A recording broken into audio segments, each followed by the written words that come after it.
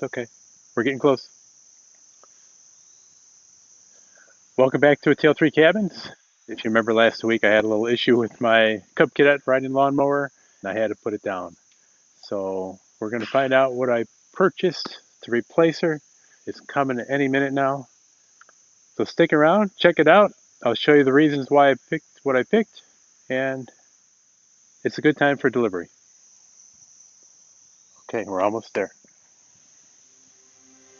Okay, you got this. This is all you now, all right?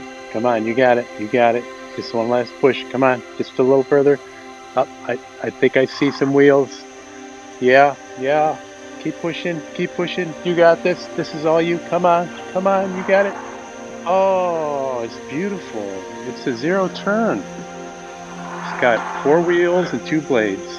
Looks like a very healthy zero turn. Yeah, so I went with the John Deere zero turn. Junior here weighs in about 600 pounds, 42-inch mower deck.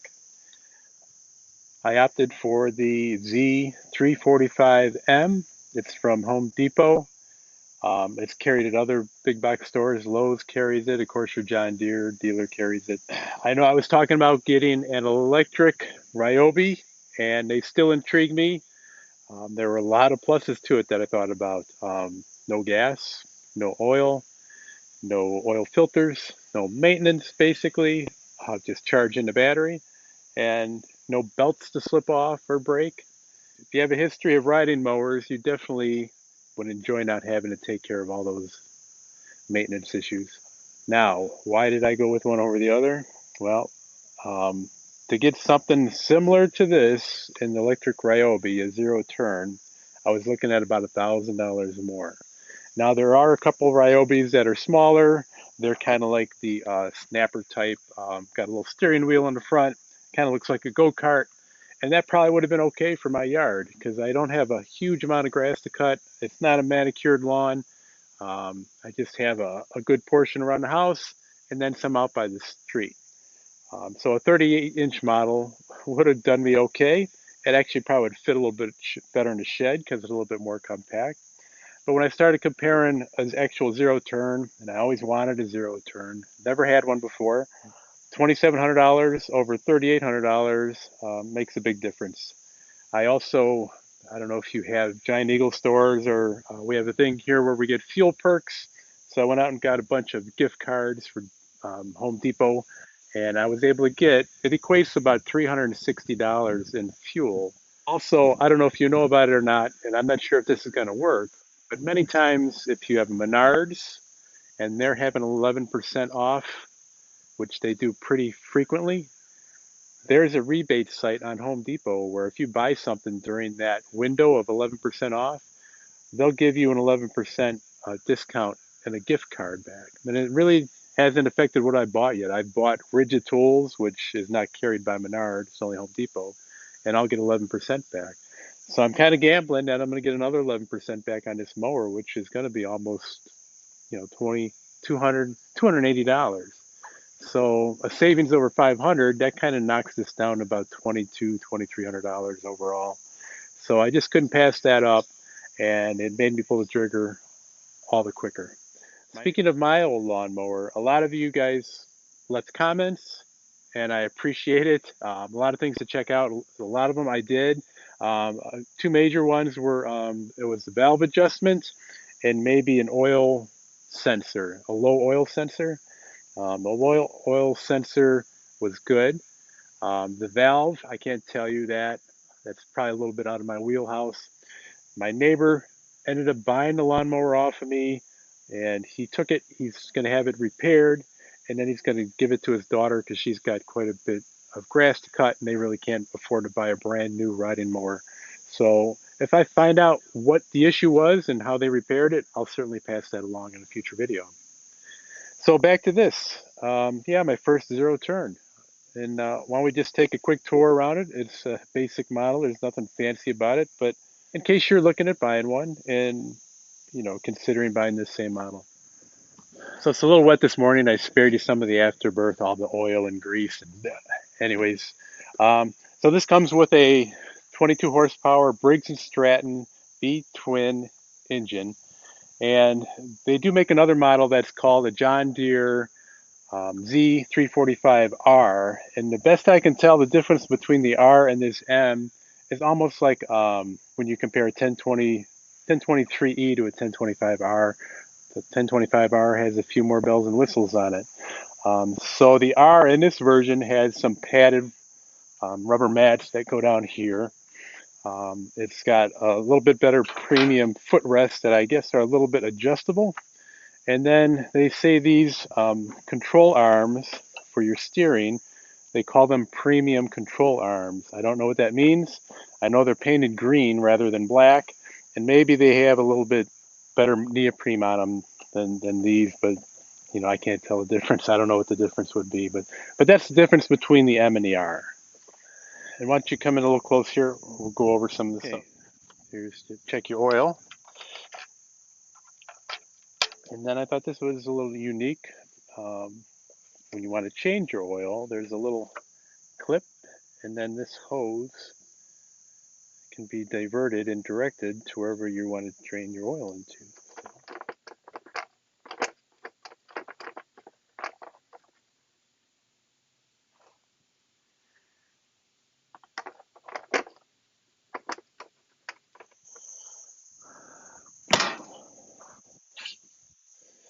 So there's a little storage compartment under here.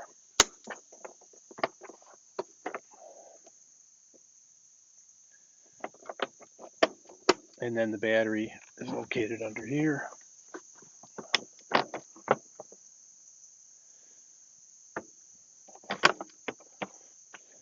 When you go to start it, you can put it all the way up here. I guess it's like a choke if it's cold. This is electronic to engage your blades. Has an hour meter.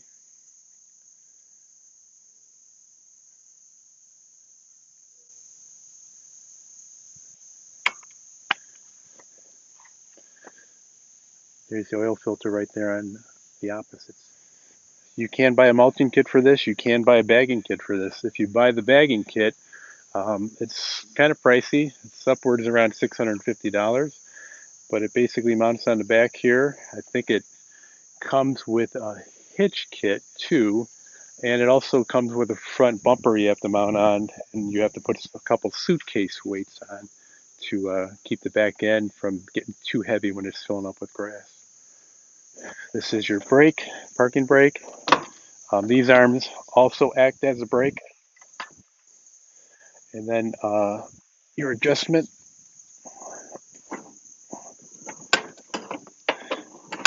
And then you lock in, you can go in 1/4 inch increments. And it looks like it goes all the way down from 1 inch to 4 inches. Not too many bells and whistles other than that. I have seen a couple people put some LED lights on the front here if you're going to be mowing close to that witching hour and you want to light up your path towards the end of the day. And I'm considering doing that. They mount a little switch up here. They hook it up directly to the battery. Cup holder here. You can buy some other attachments if you'd like to buy a canopy for it. They make a canopy. It's the smallest zero turn they make. I think it'll do plenty well for my yard. It's probably not going to be a good thing to take down to southern Ohio with the hills there. I hope my Cub Cadet would have been like a hand-me-down to take to southern Ohio, but that didn't seem to work out. And then if you can see these pins, there's one on each corner for the wheels. And basically that puts it in freewheel mode or neutral. So if you want to push it around the yard without starting it or you got a problem with it,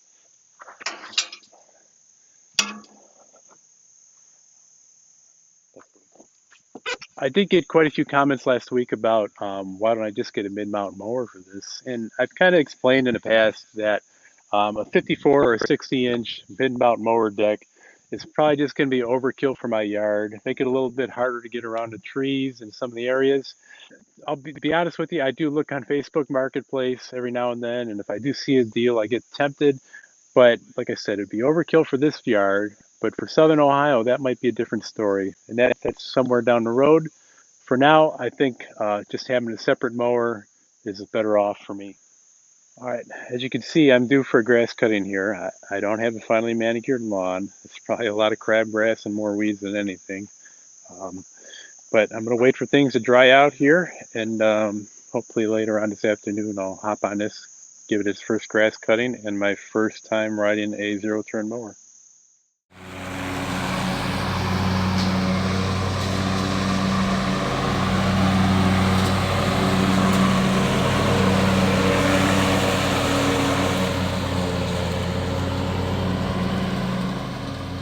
Probably the first thing I noticed was the responsiveness using the control arms.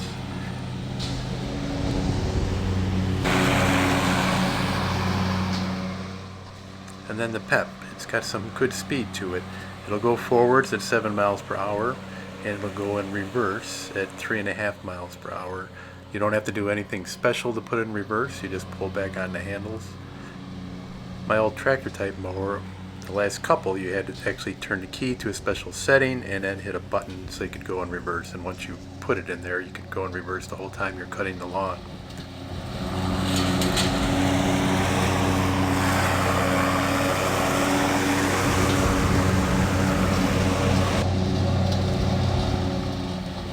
It really propels the grass out of the chute a lot better than my old tractor type mower did.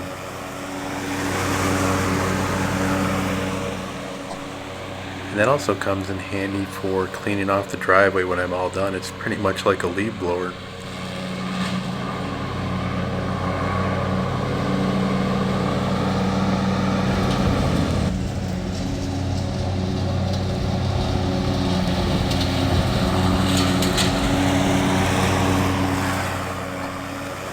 As I said before, I don't have the best lawn. It's got quite a few bumps in it, some divots, some places where there were old tree stumps where it sank, and I believe I'm going to probably reseed this grass next year. I'm going to work on the backyard in the fall and try to smooth it out a little bit, but I think it would be a nicer ride. The tractor type lawnmower would probably ride a little bit easier, be a little bit more forgiving than this.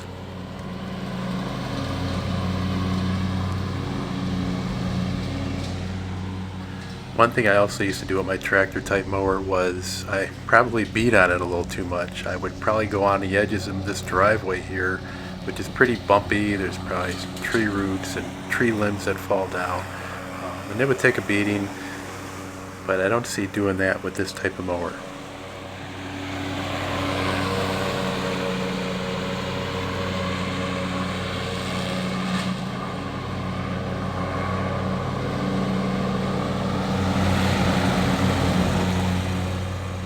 It's a different experience. It's a little bit more fun, I think, than the tractor type mower, and it's going to take some getting used to.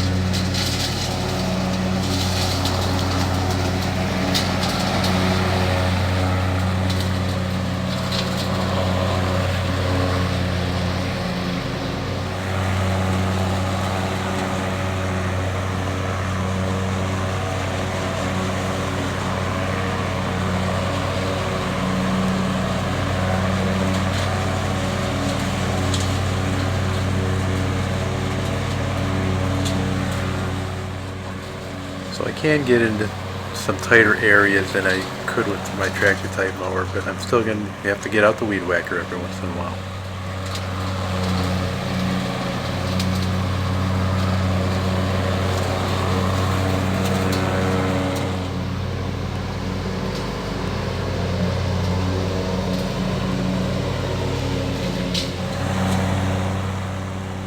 All in all, I think it's a good deal.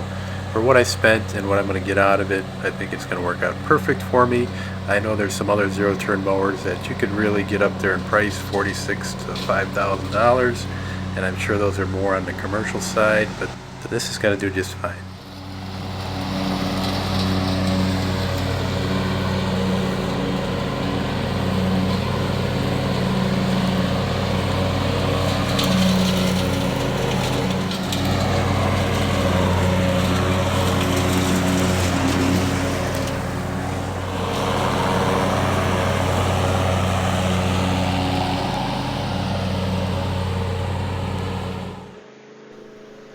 can do some damage too to your lawn if you're doing a zero turn, so you have to be careful there if your grass is not well established. This is an area that I killed it off, but I thought I'd just give you an example of what it's like.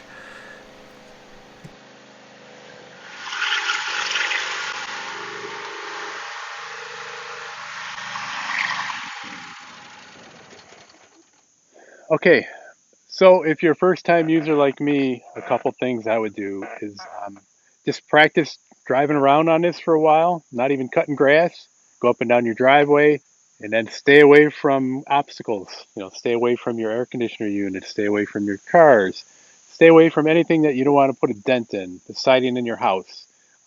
So get pretty proficient at it. From the suggestions that I got, is that it's going to take you about 3 or 4 good mowings before you kind of get used to the controls and finally dial things in to where you can get around a tree without gouging some bark, without moving your landscape bricks, stuff like that. So give it some practice. Don't get discouraged. Just keep at it. It is a different learning curve for me. And if anybody's got some pointers out there, I'd appreciate to hear it. Thank you. All right. Well, that's going to do it for today. Thank you for watching. Hope you enjoy these videos. Like them and subscribe, and keep an eye on this.